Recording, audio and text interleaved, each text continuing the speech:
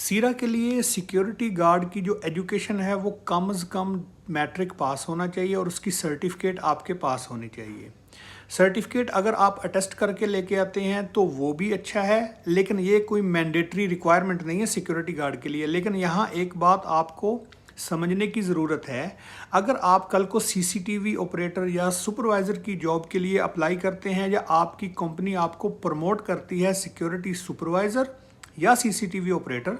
तो आपके पास जो एजुकेशन सर्टिफिकेट है वो अटेस्टेड होनी चाहिए और वो कम से कम 12 क्लास यानी कि आपने इंटरमीडिएट का एग्ज़ाम दिया हो और आप पास हों, उसका सर्टिफिकेट आपके पास अटेस्टेड होना चाहिए, जो आपकी होम कंट्री से यूएई एम्बेसी से और पाकिस्तान से मिनिस्ट्री ऑफ फॉरेन अफेयर से और यूएई में मिनिस्ट्री ऑफ फॉरेन अफेयर से अटेस्टेड होना चाहिए। ये मैंडेटरी रिक्वायरमेंट है सीसीटीवी ऑपरेटर और